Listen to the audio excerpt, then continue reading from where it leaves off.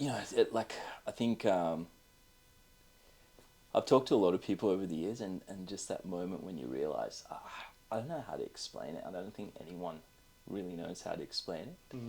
But it is pretty horrifying when you realise that you're paralysed and life's changed forever. And I had so many thoughts going through my head. I was just wondering what life was going to be like, and I was wondering what was going to happen to me. And I've never been able to put into words what that actually feels like.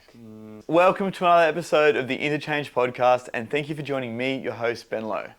Before we go any further, I do have a very small favour to ask, and that is if you have been enjoying the podcast, even just the slightest little bit, if you can please go and hit that subscribe button and share this with just one of your friends, because as you know, the more eyes and ears we can get on this platform, the bigger and better guests I can bring for you guys, and in turn, the more value you guys are going to get.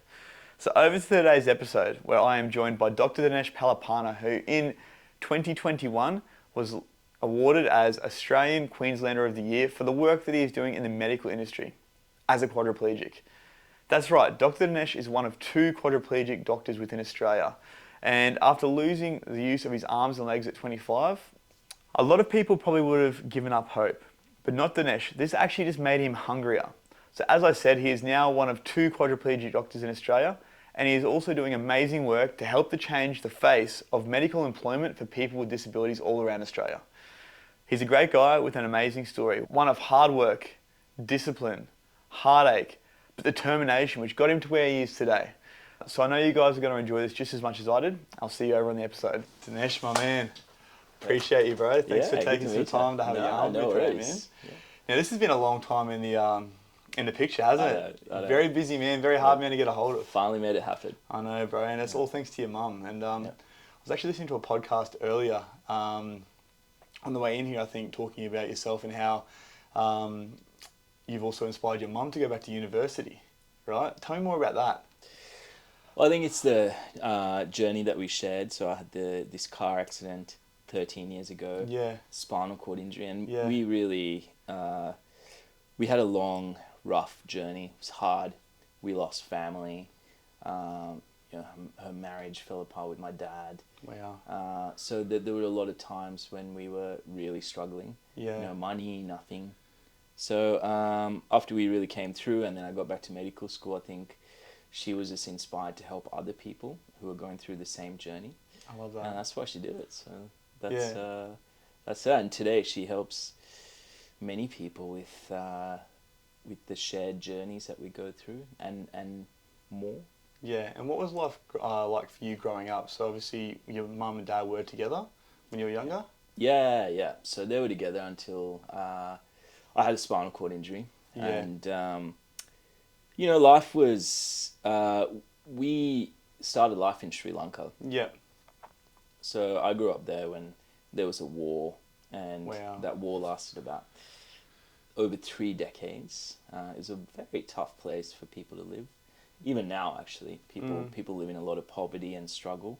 Oh, but I don't think people really see that when they think of Sri Lanka, right? They think it's this beautiful place, but there's obviously so much poverty and that sort of stuff that you would have, I guess, seen firsthand. And I think that's the thing, when we think about any of these tourist destinations, we think, people think about the beaches and the whatever else, but underneath that surface, there's a lot of poverty, there's a lot of struggle, there's a lot of hardship that people live through. I mean, we're talking about people who live on less than $1 a day. We're talking about people who don't get to choose what they wear or eat because they can't afford it. They don't know where their next meal's coming from. They don't have a roof over their head. The small things that we take for granted, right? I know. Yeah, it's crazy. Yeah. How good is it that we can actually choose what we eat? Yes, bro. Yeah. Yeah, man, I'm grateful for that every day, right? So when did you move over here? What age were you when you moved to Australia? So we landed here on my 10th birthday, actually. Right. So it was on your actual 10th birthday? Yeah. What a birthday present. Yeah, I know. I know. It's the first time I've ever been in an aeroplane. And oh man, that's wild. It was so good. Yeah. And I've loved it ever since. Like, Australia, it's paradise. Yeah, man. And I guess now you're in the medical industry. Where did the passion for, I guess, helping people and wanting to be part of the medical industry start for you? Yeah, I never grew up wanting to be a doctor, and I I never had it on my radar at all.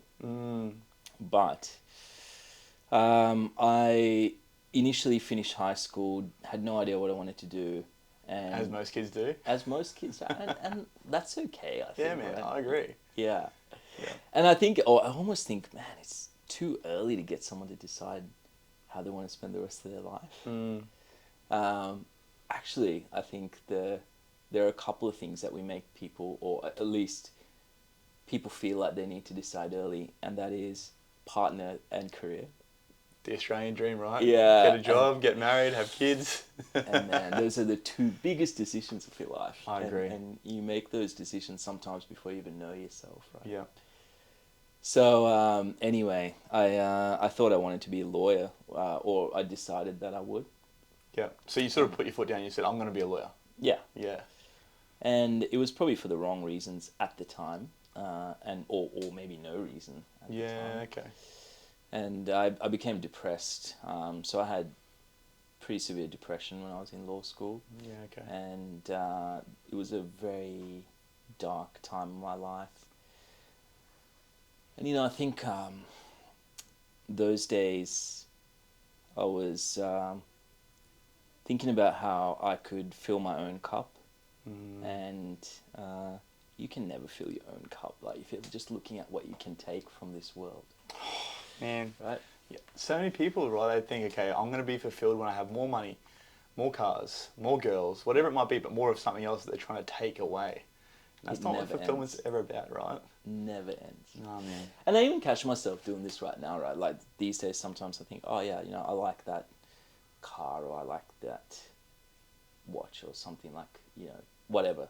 Yeah. But then, like, it lasts a brief period of time, and then you're looking for the next thing. You could have that thing, and then literally, like you said, within like a few months, a few weeks, a few days, you'll be like, all right, what next? And you got to catch yourself. Yeah. But those days, like, I just thought, yeah, like, this is it. This is what'll make me happy, If and was it this, because of money? Was that the thought? Yeah, I think, all the things that it'd bring. Yeah, like, okay. Yeah. So I think I was driven by materialistic things. Yeah, bro. But so I was always thinking about that, and I think it just drives you to the ground, I think. And so I became depressed, and I started to see a doctor for the depression. Right. And that's what really taught me that, oh my gosh, all these things that I thought were important are not important at all. And I realized, my doctor at the time, he changed my world, because when I came out of the depression, I was a totally different person. I was happy. I was loving life and this world, and I could feel engaged in it again. So I learned a couple of things from that experience.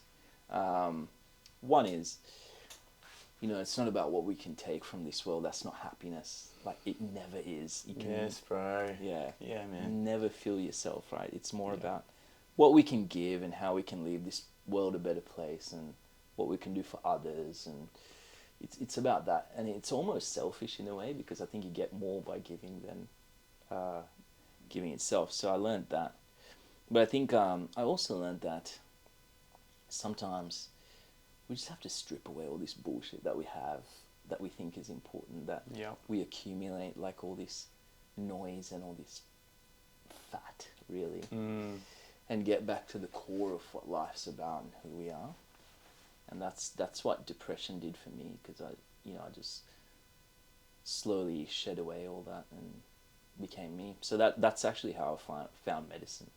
Yeah, okay, cool.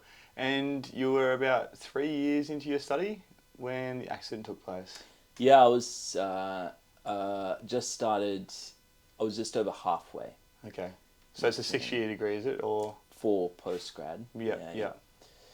So I was just over the halfway point, and then boom, life changed. Yeah, so starting to become a doctor, and then on the receiving end of that, medical help yourself. So walk us through, I guess, the experience from what you remember, and I guess then what life became for you after that. So going back to my mum, like I used to go up and visit my mum all the time in Brisbane. Yeah.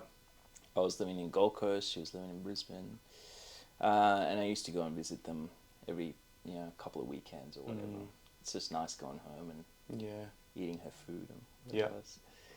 So it was one of those weekends, and I went to visit her, and then I was driving back from Brisbane, and it was a rainy day.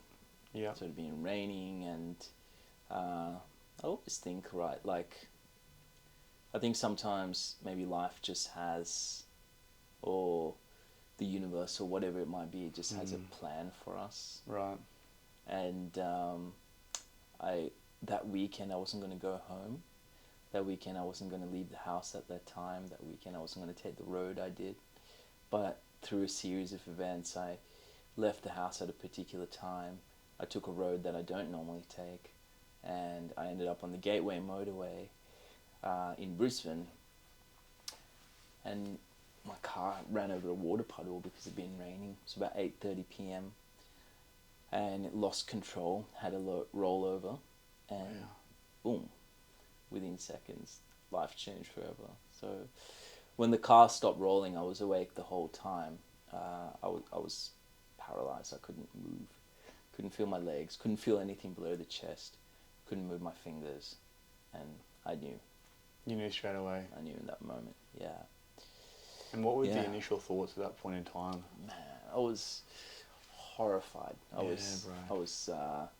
was sickening. And I think when you talk to people who go through this, I think they all remember what it felt like. I think I've talked to a lot of people over the years, and just that moment when you realize, I don't know how to explain it. I don't think anyone really knows how to explain it. But it is pretty horrifying when you realize that you're paralyzed and life's changed forever. And I had so many thoughts going through my head. I was just wondering what life was going to be like, and I was wondering what was going to happen to me, and like, I've never been able to put into words what that actually feels like. But sickening is probably what it is. But so it's cut out of the car, thrown into the ambulance, and taken to the hospital that night. Yeah. And life changed, man, drastically. Like, I work in the emergency department today as a doctor. Which is crazy, by the way. Yeah, it's absolutely wild, man. I love that. I know. We'll get to that as well. And I see people all the time who come in with various traumas or life-changing events, whatever it might be. And you just realize how precious and fleeting life is. Massively. Yeah. So, and that was it for me. But my life changed forever, unexpectedly, and it's never been the same again. Right, and there would have been a big part of you at that point in time that thought about giving up or letting go of hope, or you never had that at all? Funny thing is, I've never thought about giving up. Wow. Not once. I never thought about, I never thought that. Just trying to think. I've never thought that. And you just keep going, right? And I think the other thing is hope is so important. Yeah, bro. Hope, right? Hope for a better tomorrow. Hope for the future. Hope is what keeps people going. So I think hope is so important. And I always had hope. My mom always gave me hope. And the people around me gave me hope. So hope, it was such a critically important thing. And I never wanted to give up. The thought never crossed my mind. Right. And so you said about 2 or 3 years into your degree at this point in time, and you still had your eyes set on becoming a doctor. It never lost. I never lost sight of that. It never left my mind. Every day I thought about it, actually. Yeah. So every day I was thinking, how am I going to get back to medical school? When will I get back to medical school? Like, I was just... That was your North Star. Yeah. I was always thinking about it. I was always thinking, how am I going to get back there? Never lost sight of it. And then from, I guess, your recovery, that would have taken a long time to then getting back into the study itself and then completing, or even I guess graduating from university. Yeah. Talk to us about that process there. Yeah. Well, so if we're talking about recovery, I mean, I was so I had surgery that night, and I woke up in the intensive care unit days later. Yeah. And initially I was on a ventilator. So you come off the ventilator, then... So ventilator helping you to breathe. You won't breathe on your own at this point in time. Yeah. Yeah. And then use oxygen for a little while. So coming off that, and then those days I couldn't speak a full sentence. You know, I'd speak a few words and stop. Then, so even simple things like that took a while. And then learning how to sit. So initially I could only sit for a few seconds, then it became a few minutes. And is this because of pain and all that sort of stuff? No, because you just pass out. Right. The blood pressure. Wow. Wasn't being regulated properly. So that took a while, and then using a wheelchair, learning how to get in and out of bed, and a car. And so there are all these physical things that you have to get used to. Yeah. And then, all the other stuff, like my mum and dad splitting up, and we didn't have any money, and there were all these social issues that come up as well. But I was in the hospital for 7 or 8 months in total. And then after that, it took another 3 or 4 years to get back to medical school. So it was me and mum just grinding it out for a long time. Yeah, bro. And there was tough times. Like we didn't have a home, didn't have any belongings. We were just jumping from place to place. Yeah, bro. Wow. So it was a long journey. And then medical school. I mean, there's a lot of people who said that this is not a possibility anymore, because how are you going to be a doctor in a wheelchair? How are you going to do this? And fortunately, I had enough people that believed in it, and enough people that chose to fight for me. And then I got back into medical school and busted my butt. I used to wake up at 3 a.m, 4 a.m. every day. Yeah. This is just to get yourself ready for the day, right? Yeah. And then get to sleep around midnight, 1, sometimes sleep for 3 or 4 hours. Do it again. And I finally graduated in 2016. It's massive. Yeah, that's huge. So graduating medical school, after having the adversity you've been through and having so many people probably not believe in you, what was it feeling like knowing that you've just done that? Yeah. People ask me what my proudest achievement is, what the best moment is. Yeah. And that was it. It was actually graduation day. I still remember everything about it. Like, I still remember what it smelt like. I remember what it sounded like. I remember everything. I remember who was there. I remember, that was such an incredible feeling. Yeah. And it actually felt surreal, and it didn't feel real until I wandered across the stage to get my degree, and then I was like, oh man, this is actually happening. It's actually happening, yeah. And it wasn't easy for you to get that, I guess, degree, and then from there get into a job, was it? No, I mean, so then we had to fight again for that step. And again, there was a lot of people that stuck their neck out for me. Yeah. And made it happen. And what I learned from that process is, as they say, the only thing necessary for bad things to happen is for good people to do nothing. And in this world, I think what is most important, especially today and even historically, is that we don't want to rock the boat, right? We don't want to stick our necks out. That's right. We don't want to disturb the status quo, right? Yeah, but I think it's so important. If you believe that something is not right, if you believe that something bad is happening, if you see something like that, I think we need to stand up and we need to voice it out, and that's what people did for me. And that's why I finally got my job, and here we are. Here we are. And 2021, Australian of the Year. That's huge. So how did that come about? How did the, I guess, award, how how did you, I guess, get that award? And there was obviously some work that went in the background for that as well, right? Yeah, so it's Queensland Australian of the Year 2021, and it was for work around disability. Yeah.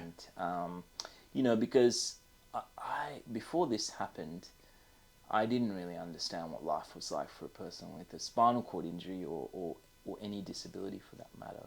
Yeah. And it just made me realize how many challenges people face in this world when they're going through something like this. So I've always tried to do what I can to make the experience better for others. Back to giving back what you can, right? Exactly. Yeah. And also for people wanting to get into the health profession when they have a disability. So it was based around that, and it was actually one of the most incredible experiences of my life. Yeah. You know, the whole thing around it. It's actually a really special. I think it's a really special thing, the Australian of the Year Awards. Yeah. Because it celebrates Australians who really, they give, right? All these people that have been recognised, they give, and the people that I got to meet were incredible. So it was actually a very, very cool experience. And with the work that you've done now, you've changed the face of, I guess, disability and medicine in Australia, right? I hope so. I mean, I hope I've at least contributed to that. Yeah. In some way. Because I think medicine, they say that 1 in 5 or 1 in 6 Australians have disability. Okay. But medicine doesn't have that many doctors who have disability, but it needs it, right? It needs to reflect the very community who are our patients. Yes. How do we understand?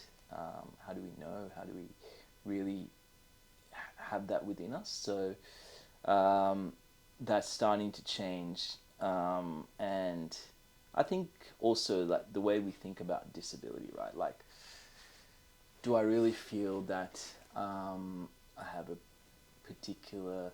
Like, I've done more after the spinal cord injury than I have before in my life. Like, I've done a lot more. So it makes me think, like, what is it, you know, the way we think about disability. Like, yeah, was it really limiting you from? Yeah. Yeah. Exactly. Yeah. So it's made me think about that too. Yeah, cool. And what do you think needs to be done as a community so we can start to, I guess, have more awareness around disability and, I guess, what we are really actually capable of as human beings? I reckon, I read this amazing thing once that people are not disabled, but society creates disability, which... yeah, we become our environment, right? Yeah. Yeah. So I think it's about us, like, hopefully we don't even have to have these conversations one day. Yeah. And hopefully we just treat people as people. Yeah. You know, like, you're Ben, and Ben is, you know, Ben's awesome, and, you know... Cheers, Ben bro. is, yeah. and we just treat you as Ben, like, not something else. And not any different. Yeah. Yeah. So I think we just need to just treat people as human beings and give everyone a shot. Yeah. And elevate each other and play on each other's strengths and celebrate that, instead of focusing on people's, you know, instead of taking a deficits approach or a weakness approach, giving people the ability to play on their strengths really and to celebrate them as human beings. Yeah. So if we get to that, and if we don't see each other's differences, and if we don't dwell on those things, I think then we will win as a society. All of us will win. Yeah, I love that. And I think that's what it's about, right? Like you said, contribution. It's about what we can give back and what we can do together collectively, not just as one individual or what we can take. Yeah. Now, where do you see yourself, I guess, in the next 10 years, and what is the impact you're hoping to have on the world as a whole? Yeah, that's a really interesting question. I've been thinking about this a lot lately. I love that. And I think one of the things that's close to my heart is the spinal cord injury research that we're doing. Right. So one day, people with spinal cord injury could stand and walk and do things. So that might be on the next 10-year list. And I actually want to go into space, so I'd love to go into space, yeah. So maybe in the next 10 years, maybe beyond. But I just want to keep, man, I feel so grateful, I feel so lucky life has been so good to me. You know, it's been hard. Yep. There's been challenges along the way. But still, you know, I always talk about this, and I went to school with kids who didn't have shoes, who didn't have homes, who didn't have, like back in Sri Lanka, who didn't have money, who didn't know where their next meal is going to come from. But here I am, right? I have a cool pair of shoes that I like to wear. I have clothes. Tonight I'm going to pick what I eat for dinner. Yes. And I have that choice. You know, if I want to go get a burger tonight, I can. Like if I want to get a pizza tonight, I can. If I want to get pasta tonight, I can. If you want to get all three, you can. Yeah, if I want to get all three. Exactly right. And if I want to eat a bit of those three and throw it out, which I'll never do. Blasphemy. Yeah. But I can. I'm not going to eat any of those three. Eat well. But, yeah, okay. But, you know, just those things I'm incredibly grateful for. So I think the world has been good to me. I think life is good. I just want to get back and make sure that I use these gifts that have been given to me for good. Yeah. And if there's someone out there that might be struggling with, I guess, getting out of that dark place that they're in, or overcoming some sort of, I guess, injury or disability, and they're thinking it's holding them back, what would be a piece of advice or something you'd like to say to them? Well, I think one of the things I would like to say is that all our journeys are different, right? So my journey, and it's all relative. You know, there's no such thing as what you feel like you're a world within yourself, and I'm a world within myself, in that we all perceive things differently, and we all feel the gravity of things differently. So I'll never belittle someone else's journey. But if you're going through a hard day, I can leave you with a few things that might help. And one of them is that, you know, there have been days in my life where I felt like I was just walking through a fog, and I don't know where the light is. I don't know where it ends. I don't know what's in front of me. But you just put one foot in front of the other, and you just take a step. And that's all you need to do sometimes. Because, you know, it's just step by step by step by step. Powerful, bro. Yeah. And one day you'll come out Powerful. of it. Yeah. The other thing is, I love the poem Invictus. Yeah.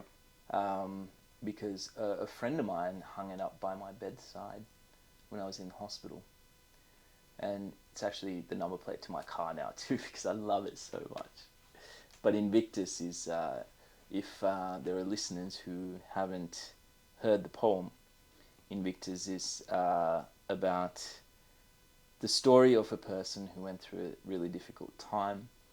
And towards the end of it, he says that no matter how bloody my head becomes from these blows, I will not bow down. And I am the master of my fate and the captain of my soul. So never bow down. And you're the master of your fate and the captain of your soul. So true, right? Mm-hmm. We are all the master of our own universe. Like, we have full control of what we make it. We can't control circumstances, but we can control our reactions and actions and choices from there on out, right? Yeah. Yeah, Yes. I love that. I love Yes. that. Now, Dinesh, if people want to find you or find out more about you or get in contact with you, where can they find you, brother? Yeah, I for the longest time I didn't have any social media. Oh, so he's broken into it? Yeah. A couple of years ago, I'm on Instagram and LinkedIn, and that's it. But you know, I always believe that we should respond to anyone that reaches out. So if you want to have a chat, yeah, shout out. And so just your name, Dinesh Palipana? Yeah. Yeah. That's it, Dinesh Palipana. Easy, Brandon. If they want to find out more about what you're doing with your research around spinal injuries and that sort of stuff, is there a way that we can find out more about that as well? Yeah, on so Google, if you Google my name and spinal cord injury research, there should be some stuff that comes up. Yeah. On Griffith. So yeah. Is there any little hot tips or any little breakthroughs you might be able to share for us on this podcast, or? Well, actually, I just came straight from our lab. Oh. So yeah.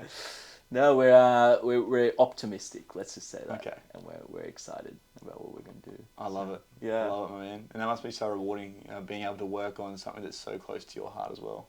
Yeah, exactly. You know, the very last thing I've ever done standing up, the very last thing was to give my mum a hug. So I gave her a hug, took a few steps, got in the car and took off. So I'd love to give her a hug standing up again one day, pick up where I left off. So, I guess that's the other thing. We've got to hug the people that we love and tell the people closest to us how much we love them and care for them. Because again, in my line of work, I see people die all the time. Yeah. And I always wonder, do they hug that person they love? What were their last words, right? Yeah. Well, Dinesh, really appreciate you having a yarn today, mate. Thank you so much. And I'm sure people are going to get some amazing value out of this, because I know I definitely did. Yeah, thanks. Anytime. Thank you, brother. Yeah, appreciate it.